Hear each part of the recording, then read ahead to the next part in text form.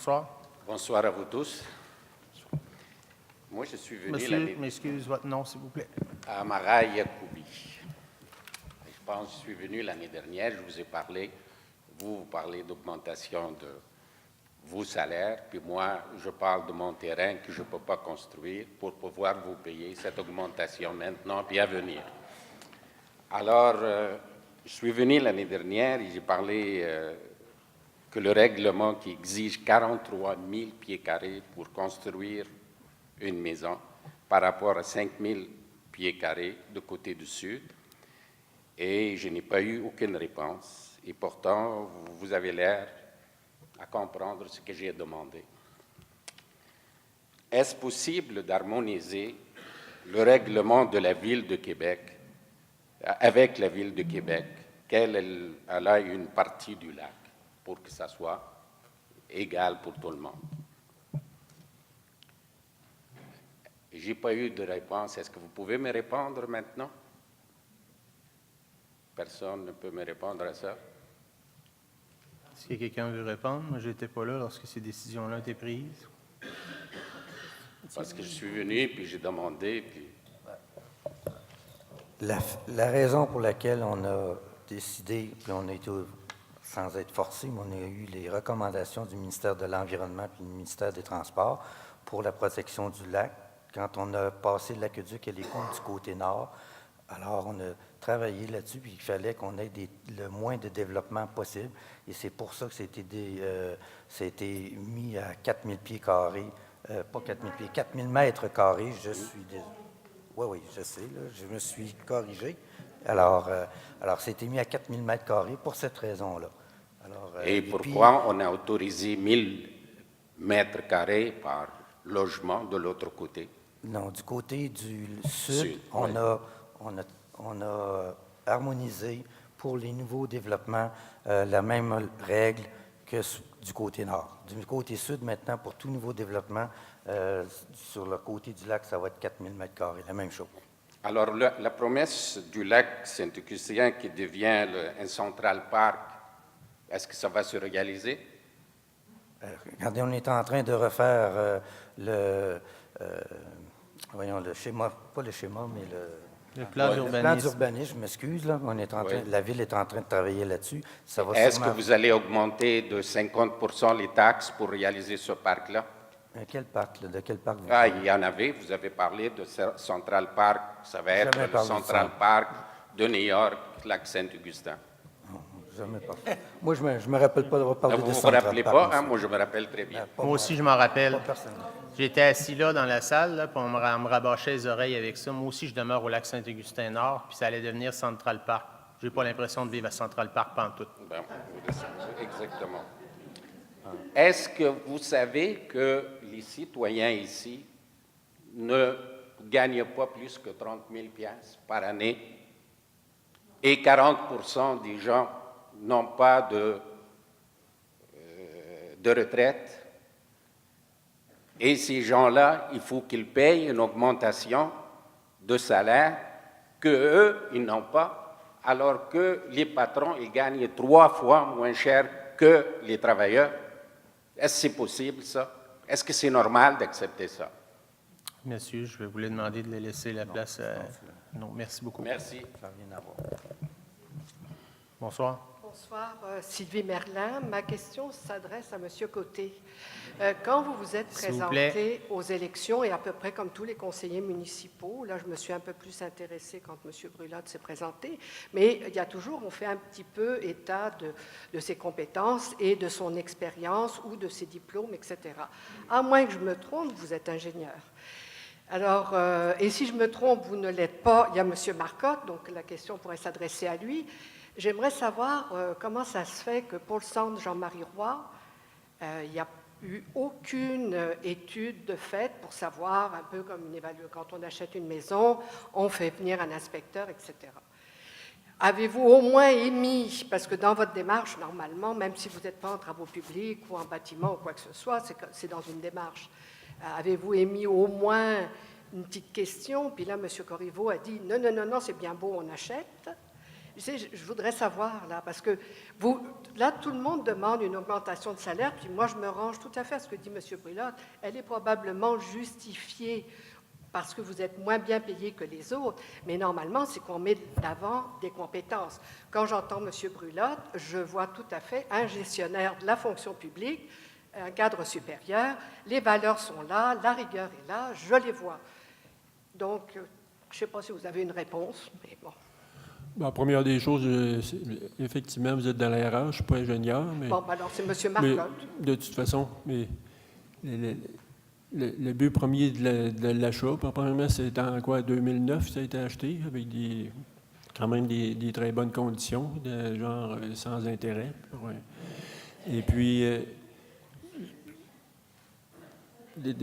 concernant l'état du bâtiment, c'est sûr que ça a été vérifié, mais là... S'il vous plaît, laissez donc, si M. je Côté comprends bien, parler. si je vous vends ma maison, vous ne ferez même pas venir un inspecteur, vous allez dire ça a l'air bien beau, je l'achète. Tant mieux. Hein? Mais c'est ça, c'est ce qui s'est passé. Sinon, on ne s'en serait pas rendu là. Quelqu'un aurait constaté tout ce qu'il y avait à faire et les millions que ça allait engendrer, même s'il n'y avait pas d'intérêt, même ça. J'irais, en tout cas. Je crois qu'il y a un rapport qui a été fait dans le temps, puis on va vérifier dans mes notes. Personnel, mais là, sinon à la ville, là, il y a eu une inspection qui a été faite minimalement par les employés et les ingénieurs de la ville au moment où on l'a acheté. Là. Ben oui, mais écoutez, madame, c'est une réalité. Là. Mais s'il y en a une, mais s'il y en a une, je vais vérifier dans mes. Vous me rappelez quelque chose? Là, bon, ben, je vous remercie. On va attendre de voir. Il n'y a rien. Il n'y a rien? Je vais vérifier, mais il me semble. Il y a eu un programme fonctionnel et technique de fait en 2011. 2 ans après l'achat, et 5 millions après 5 millions de dépenses. 3,2 millions pour l'achat, 1,5 million pour rénover le rez-de-chaussée, faire quelques locaux pour les services de loisirs. Et là, on a fait faire ce qu'on appelle un programme fonctionnel et technique, qui est une espèce de document où on dit où est-ce qu'on veut amener notre bâtiment, puis combien ça va coûter, en estimation, évidemment. On s'est fait dire que c'était presque 24 millions de dollars qu'il faudrait mettre en dollars de 2011, et on a dit go. Et non seulement on a dit go, mais on a dit bonne idée, on va commencer par l'intérieur. Alors, on n'a pas fait, mais vous riez, mais c'est votre argent, c'est pas drôle. On n'a pas fait la toiture, on n'a pas fait les murs, on n'a pas fait les fenêtres, on n'a pas fait le chauffage aux étages supérieurs. On n'a rien fait de tout ça. On a fait une salle de pastaque.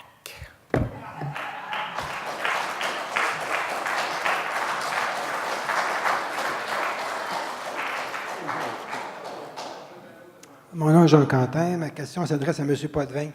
À la séance de la semaine dernière, le 12 octobre, vous avez affirmé que que c'est à la fin de 2014 que vous avez réussi, les conseillers, à avoir le portrait de la situation financière de la Ville.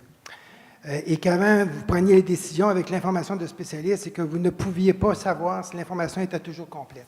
C'est correct ce que je dis, là? C'est fidèle? Oui. Je voudrais savoir qu'est-ce que vous avez fait depuis ce temps-là pour avoir de l'information plus complète. Regardez, j'ai même un complice, un collègue qui souhaite ardemment avoir cette information-là, M. Brulotte, pour en témoigner lui-même. Mais regardez, l'information est tellement incomplète que même M. le maire parle encore d'une dette de 150 millions, alors que la dette, premièrement, le 150 millions, ça inclut toutes les taxes de proximité puis la partie de la Ville de Québec. Mais la dette est rendue plus près, la partie qui relève de tout le monde, plus près de 100 millions, parce qu'on rembourse à peu près 600 000 par mois. On parlait de 115 millions quand M. le maire a expliqué le budget au niveau des Donc, par rapport à votre question, oui, on le demande et le directeur général travaille à nous donner un portrait de la dette et de la situation. Qu'est-ce que vous avez fait depuis ce temps-là, puis quels moyens avez-vous pris? Quel moyen vous voulez qu'on prenne, à part de demander à la direction de nous fournir l'information? Vous savez, je vais avoir 2 questions. En vertu du document, il y a un document ici qui est préparé par l'ENAP, qui date de 2007. Vous êtes haut fonctionnaire, je pense, M. Potvin, pour une société d'État. On peut dire ça, oui. Et ce document-là, ça s'appelle « Le devoir et la responsabilité d'un conseil d'administration ». Je considère que la Ville, ici, vous êtes un peu un conseil d'administration. Et quand ce document-là a été fait, plusieurs, je dirais pas pour dire, la majorité des sociétés d'État et les gouvernements, les ministères ont tous eu ce document-là. C'est un document de référence qu'on a eu. Moi-même, je travaillais pour un organisme gouvernemental et je l'ai eu. Et on dit d'un conseil d'administration, donc un conseil municipal, le conseil d'administration a la responsabilité générale de participer à l'élaboration et d'adopter les plans stratégiques et les plans d'action. On entend un petit plan d'action bien général, là, qui ne veut pas dire grand-chose, puis planification stratégique, là, ça a l'air que c'est fait bien loin et que vous n'êtes pas au courant. D'encadrer et de superviser la conduite des affaires de l'organisation. D'encadrer. Il y a l'administration qui gère, mais vous devez l'encadrer. C'est votre responsabilité. De se doter de politiques et de pratiques de gouvernance efficaces, efficientes et transparentes. D'assurer le suivi de ses décisions et de répondre de ses résultats. Moi, je considère là-dessus, la question, c'était considérez-vous sérieusement que vous avez suivi les bonnes règles? Moi, ma réponse, c'est non. Et je ne comprends pas qu'un haut fonctionnaire comme vous, qui avez haute direction pour un organisme, je pense à la Société financière agricole, vous devriez avoir ici amené ces règles-là. C'est toujours de vous défendre sur l'administration haute avant. Je trouve ça inadmissible parce que vous êtes un haut fonctionnaire. Mme Hamel a été des gouvernements, probablement, quand ils ont passé les lois sur la gouvernance, elle était là. Et aujourd'hui, on patine, on joue, puis on dit que c'est l'ancienne administration. Vous aviez le devoir de dire au directeur général, ou même si le maire pouvait les diriger, mais vous aviez le devoir de dire, on a de la saine gouvernance, on a de la saine transparence. Et quand, monsieur, là, je te mets une chose, un petit aparté, quand vous parlez de salaire tantôt, je suis d'accord avec vous que ça devrait être fait. Sauf que quand il y a des responsabilités qui sont données, puis si vous aviez voté salaire de façon transparente, vous auriez pu, ça aurait pu passer. Mais quand vous me dites que vous siégez, vous travaillez très fort sur le CNDF, là, puis c'est un comité, puis je vous crois, là, sauf que je pense que dans le moment, c'est les intérêts de la Ville qui priment, et ça fait partie de responsabilités qu'on va voir sur des conseils d'administration ailleurs. Parce que moi-même, je fais du bénévolat. Moi-même, j'ai été pour un organisme d'État et j'allais sur des organismes. Je n'étais pas obligé, mais j'y allais parce que c'était important pour notre organisme. Comme vous, c'est important si vous passez des liens avec le CNDF ou autre. C'est important que vous soyez présents. Mais je ne peux pas croire que c'est les intérêts de la Ville qui priment et vous êtes payé d'abord pour faire marcher les affaires de la Ville. OK. Juste, premièrement, là, vous avez commencé en disant qu'on était un conseil d'administration. Malheureusement, nous ne sommes pas un conseil d'administration. Et j'aimerais, si on était un conseil d'administration, je voudrais avoir les pouvoirs qui viennent avec. Et nous n'avons pas les pouvoirs d'un conseil d'administration. Donc, les responsabilités que vous attribuez, normalement, il faudrait que ça vienne avec le pouvoir qui va avec, et nous ne l'avons pas. Je pense que vous pouvez, donc, comme conseil... Je vais vous demander de laisser la place. Je vais juste dire, je pense que comme conseil, vous pouvez vous doter de ces moyens-là pour que vous ayez de la reddition de compte. Je pense que c'est nécessaire. Je vais vous revenir tantôt. Je voudrais mentionner, là, la séance est enregistrée. Je vous invite à aller l'écouter. J'ai parlé de la dette tout à l'heure. M. Potvin vient de dire encore n'importe quoi.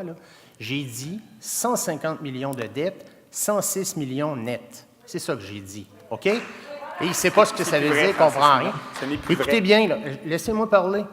150 millions, à peu près, évidemment, là, c'est un ordre de grandeur, c'est ce que la Ville doit à l'institution financière. Maintenant, il y a une partie de ça, grosso modo une quarantaine de millions, qui est payée par des taxes de secteur et par des subventions.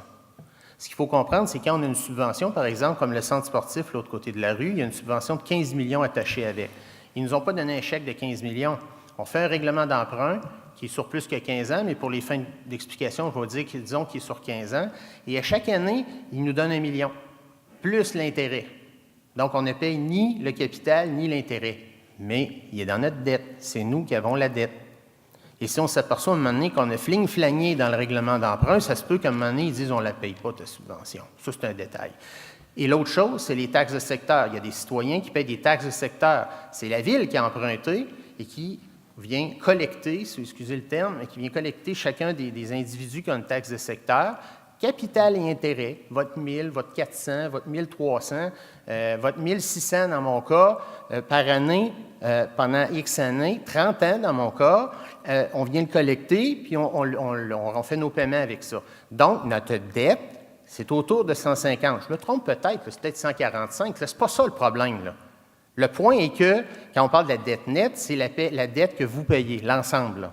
Donc, pas les taxes de secteur, pas les subventions. Donc, quand on vient de pas me dire que je ne sais pas de quoi je parle, là, ça va, là. La dette n'est plus de 106 millions. Pardon? La dette n'est plus de 106 millions. Là, justement, c'est ça qu'on aimerait avoir, mais on sait, juste à faire le calcul, combien on rembourse par mois, Denis? Au 31 décembre dernier, elle était de 106 millions. Oui, vous avez adopté un budget avec des prévisions budgétaires dedans où on faisait les prévisions de la dette à long terme pour les 5 prochaines années. Vous irez le lire ou le relire si jamais vous l'avez lu et vous verrez que la dette, elle va stagner. Pour l'instant, on rembourse capital et intérêt et on emprunte. On a emprunté cette année. Ça a été long à comprendre, mais on a emprunté 2 millions pour l'asphalte, par exemple. On a emprunté pour de la machinerie, on emprunte pour ci, pour ça. Et donc, jusqu'à maintenant, jusqu'à l'été, on avait emprunté autant qu'on avait remboursé, à peu près. Peut-être que la dette est rendue 105. Ben, bravo. On aura un état de situation, Benoît. Ah oui. C'est tatouiner ces virgules, c'est ce qui nous a mis dans la situation où on est aujourd'hui. C'est pas ça le problème. Il faut se poser les bonnes questions, puis ensuite faire travailler l'administration. Ça n'a jamais été fait, mais là, c'est en train de se placer. Oui, madame. Bonsoir, mon nom est Louise Veilleux. Si vous le permettez, Monsieur le maire, j'aimerais m'adresser aux membres du Conseil qui étaient en poste en 2011-2012. Donc, c'est en référence à l'article de Jean-Luc Lavallée du Journal de Québec d'hier où on y mentionnait que la Régie du bâtiment avait relevé pas moins de 21 non-conformités dans un avis de correction envoyé récemment à la Ville suite à une inspection du Centre Jean-Marie Roy. Étant donné qu'en février 2011, le Conseil avait en main un rapport produit par des experts suite à leur demande, à la demande du Conseil, pour la rénovation du Collège Saint-Augustin, qu'on appelle aujourd'hui le Centre Jean-Marie Roy, et qu'on y indiquait que dans un premier temps, une mise aux normes majeures devait être faite pour rendre le bâtiment sécuritaire. En 2011. Ma question, étiez-vous au courant de ce rapport?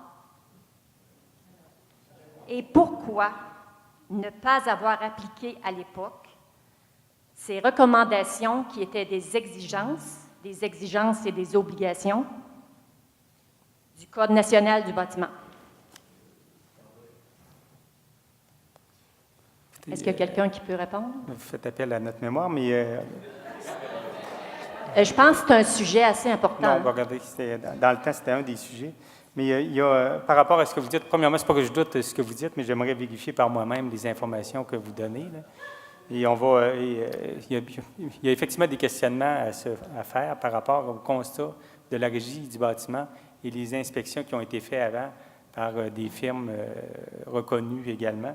Et moi-même, je me pose des questions par rapport à ça. Comment ça se fait que ces problématiques-là n'ont pas été relevées comme elles viennent de l'être dans le rapport de la Régie du bâtiment? Elles l'ont été. Je m'excuse, elles sont dans le rapport. Regardez, il faudrait que je revoie le rapport. Je n'ai pas le rapport. Ça, c'est la page couverture. Oui, je l'ai, le On rapport. l'a laissé. C'est beau. Puis ici, là, il y a des articles très clairs. Là. C'est très clair, là, il y en a plein. Là. Puis ce document-là, là, il s'appelle « Programme fonctionnel et technique ». Il est daté de 2011 et quiconque ici le demande en vertu de l'accès au document va l'obtenir. Vous lirez ça, tout est là-dedans, tout est très clair. Et à ma connaissance, je n'étais pas ici en 2011, mais d'après moi, les élus avaient accès. Je pense que les élus devaient pouvoir y accéder. Je ne suis pas sûr, peut-être pas, peut-être qu'ils ne pouvaient pas, hein? Peut-être que c'était interdit, je ne sais pas. C'est fascinant comme ça, là. Mais tout était écrit dans le document, là, toutes les choses qui sont relevées dans le rapport de la RBQ. En fait, ce n'est pas très compliqué, là. Il y a eu une plainte déposée par des citoyens. Lesquels citoyens se sont inspirés de ce document-là pour la déposer? C'est pas compliqué. Vous avez payé ce document, hein, une étude faite par une firme de gens compétents qui sont venus dire qu'il y a des problèmes majeurs. Là, il y a des citoyens qui ont mis la main dessus, puis qui ont décidé de faire une plainte, puis bien, ça s'avère que ça ne va pas. Il y a des problèmes majeurs. Et le conseil, il était où? J'écoute en même temps, madame. Je vais avoir des recherches à faire par après. Je suis capable de faire deux choses en même temps, écrire et écouter. Je suis même pas mal bon là-dedans. Mais je peux, S'il vous plaît, je peux ajouter que c'est très inquiétant parce que ça concerne la sécurité du public. Ben là, je vais mettre un bémol, par exemple, madame. Là, je comprends ce que vous dites. C'est moi, ce qui m'inquiète de façon très importante, c'est, je vais nuancer, là, mais c'est les sommes à investir là-dedans, eu égard au fait qu'il n'y a rien qui a été fait au bon moment. Ça, c'est très inquiétant. La sécurité, je vais nuancer le propos, je vais dire que c'est préoccupant. C'est pas inquiétant. Si c'était inquiétant, la RBQ aurait mis la clé dans la porte tant qu'il n'y aurait pas eu de mesures correctrices. Je ne veux pas ameuter les gens. Je veux que les gens... La RBQ est un organisme qui est chapeauté par le gouvernement. On n'est pas dans un pays du tiers-monde où on ne sait pas trop, là. Je pense qu'on a des structures qui se tiennent. Cet été, il y a eu une inspection qui a été faite sur les panneaux extérieurs du Centre Jean-Marie Roy. Et à la seconde où l'ingénieur en structure a dit « il y a un problème avec tel panneau qui pourrait lâcher », ils nous ont émis un avis où ils ont demandé immédiatement de clôturer. Ça a été fait le jour même. On a clôturé immédiatement. Depuis, les mesures correctrices ont été apportées. Ça coûtait moins cher de mettre les quelques boulons pour le faire tenir que de louer clôture. On a procédé. La RBQ avait émis un avis de non-conformité instantané avec une mesure drastique. Là, c'est pas ça, on a eu 60 jours. Donc, la RBQ juge qu'on peut circuler dans le bâtiment sans avoir peur d'avoir un panneau sur la tête ou quoi que ce soit du genre. Je comprends ce que vous dites, c'est de la sécurité, puis je ne minimise pas la sécurité, mais en même temps, je ne veux pas que les gens aient l'impression qu'on met leur sécurité en danger. Là. Moi, quand la RBQ me dit, la RBQ, là, je dis, il ne doit pas y avoir un fonctionnaire à qui s'attendre d'avoir un problème, là, vous faites certain. Donc, s'ils nous ont donné un avis de 60 jours, c'est qu'on peut prendre nos 60 jours. Qu'est-ce qu'ils décideront ensuite? Ça, c'est autre chose, parce qu'évidemment, on ne pourra pas se conformer en 60 jours. Là. Le document en question, si quelqu'un le veut, encore là, qui m'écrive, on va le fournir. Là, il est public, le rapport d'inspection. Il y a des choses là-dedans majeures, donc, je n'ai plus les mots exacts, mais rendre le bâtiment incombustible, bien là, ça peut être très, très, très long et très, très cher. On aura des décisions à prendre. Mais maintenant, je répète, là, pour la sécurité, moi, je n'ai pas d'inquiétude à dire aux gens que vous pouvez circuler au Centre Jean-Marie Roy en me basant sur le rapport que j'ai lu de la RBQ. Cet été, ils m'ont donné une bonne indication qui était sérieuse, là, quand ils ont dit vous clôturez l'endroit parce que là, ça ne va pas. C'était pas la même chose. Mais juste qu'on n'aurait pas été pris avec des délais aussi courts si on avait pris les responsabilités avant puis prendre des décisions avant. Clairement. Clairement, puis là, on parle de déficience quant à la RBQ. Par contre, la RBQ, elle, que les fenêtres soient finies, ça ne la dérange pas beaucoup. Que les murs soient finis, ça ne la dérange pas beaucoup. Mais il n'en demeure pas moins que moi, ça me dérange. Les murs, les parements, lorsqu'on regarde le Centre Jean-Marie Roy, le mur, là, si on enlève le parement, ce n'est pas un parement, c'est tout le mur. Si vous enlevez le panneau de béton, vous avez 1 pouce de laine minérale, puis vous avez le gibroc, puis vous êtes en dedans. C'est ça le mur, OK? C'est une technologie qui date des années 60, puis bon, à l'époque, c'était ça, maintenant, c'est plus bien bon. Et c'est sur une structure d'acier, donc des poutres d'acier, avec des ancrages. Lorsqu'il fait moins 30 dehors, le béton conduit le froid. Il fait 30 dedans, puis moins 30 dehors. À quelque part, il fait 0, il y a de la condensation, l'ancrage rouille, le béton se détériore, l'eau, l'ancrage est pris dedans. En 2011, il était encore temps de récupérer tout ça, de renforcer tout ça, de refaire la toiture, de refaire les choses pour conserver ces murs-là. Aujourd'hui, l'état de dégradation est tel que ce qu'on nous recommande, les firmes d'architectes, d'ingénierie, c'est de tout sacrer ça par terre puis de refaire des nouveaux murs. Les coûts ne sont pas les mêmes. Mais il aurait fallu agir. Je ne dis pas que j'aurais fait ça, moi je ne l'aurais pas acheté. C'est pas compliqué, là, je ne l'aurais pas acheté. Mais une fois qu'il était acheté, il fallait procéder dans le bon ordre. La salle de spectacle est bien jolie, elle est super, puis tout le monde nous dit que c'est une sonorité extraordinaire, etc., etc. Mais je ne sais pas s'il y en a qui connaissent la pyramide de Maslow sur les besoins là, de l'être humain, là, mais à la base, là, il y a se nourrir, s'abriter, manger, puis en haut, il y a l'actualisation, les arts, la culture, la philosophie. Bien, si on fait un parallèle, là, puis évidemment, la base de la pyramide, c'est ce qui tient la pyramide, là. Donc, les spectacles, c'est peut-être dans le haut de la pyramide, c'était peut-être la chose à faire à la fin. Si phasage, il fallait qu'il y ait, là. Puis ça, là, pas besoin d'être ingénieur, ni physicien, ni architecte, ni rien, là. Je veux dire, j'en parle avec mes enfants, puis ils sont morts de rire, parce que c'est des enfants, là, mais ils comprennent, ils rient. C'est évident, tout ça. On a eu une subvention pour la salle de spectacle importante en passant, là, puis il n'y aurait pas subventionné pour les fenêtres nécessairement. Et le Collège Saint-Augustin, au départ, quand on l'a acheté, on s'attendait à des subventions du gouvernement. Malheureusement, les programmes n'existaient plus. Et il y a une fenêtre qui s'ouvre, là, le fédéral, entre autres, est très généreux actuellement dans les programmes. Donc, je pense qu'on doit examiner toutes les avenues possibles pour aller essayer de chercher du financement pour pouvoir compléter les travaux. Ben là, les gens ici ont mentionné qu'ils voulaient aller, parce que vous vous souvenez, au printemps, moi j'ai dit que je voulais faire un référendum pour savoir si les gens étaient d'accord pour qu'on le vende. Et les conseillers ont dit non, c'est ça. Bon, puis n'étant pas majoritaire, à un moment donné, on peut dire que j'ai mis de l'eau dans mon vin, mais je n'avais pas besoin le choix de toute façon. On est allé vers encore un appel de proposition. Et juin, juillet, août, septembre et bientôt octobre ont passé et ils ne se sont pas encore réunis pour définir le maudit appel de proposition. C'est une vraie honte. Ces gens-là ne se présentent pas au travail. On a essayé en juillet, en août, en septembre de faire des réunions. Ça a tout pris pour faire une réunion pour les rues privées, pour le déneigement des rues privées. On a réussi à en mettre une en plein milieu de l'été, là. Mais sinon, là, c'est non, on n'est pas là, on peut pas. J'ai des écrits de Mme Hamel qui me dit au mois de juin, « Pensez pas à faire une réunion cet été, on n'en veut pas. » Si vous ne me croyez pas, vous m'écrivez, je vais vous l'envoyer. C'est pas rien, là. Là, l'appel de proposition, il n'est pas lancé. Là, on va avoir des décisions à prendre pour mettre aux normes cette bâtisse-là, pas aux normes, mais se conformer à l'avis de la RBQ. Et il est où notre porte de sortie? Il est où le promoteur qui, peut-être, dans le rêve de certains, va nous arriver en disant « Je mettrai 15 millions, puis je serai propriétaire du 2e et 3e étage. » Moi, je vais être content. Si quelqu'un arrive en disant « Je vais absorber toutes les dépenses qui restent, puis je vais être propriétaire de 2 étages, je vais y rénover, puis je vais les utiliser pour mes bureaux. » Le gouvernement pourrait faire ça, vous savez, par exemple. Là. Mais encore faut-il lancer l'appel de proposition. Tout ce que je viens de dire là, j'y crois pas. J'y crois pas une seconde. Moi, je crois qu'il va peut-être arriver un promoteur qui va nous offrir quelque chose. On en avait eu l'année passée. On a ri de moi, on a dit « Ah, le maire voulait accepter 500 000 ». C'était pas ça que je voulais accepter. Je ne voulais pas qu'on refuse le 500 000. Je voulais qu'on s'assoie avec le promoteur puis qu'on négocie ça à la hausse pour régler ce problème-là une fois pour toutes. Parce que dans la colonne des revenus, il ne faut pas regarder juste ce qu'on va chercher comme prix de vente. Il faut regarder ce qu'on ne dépense pas.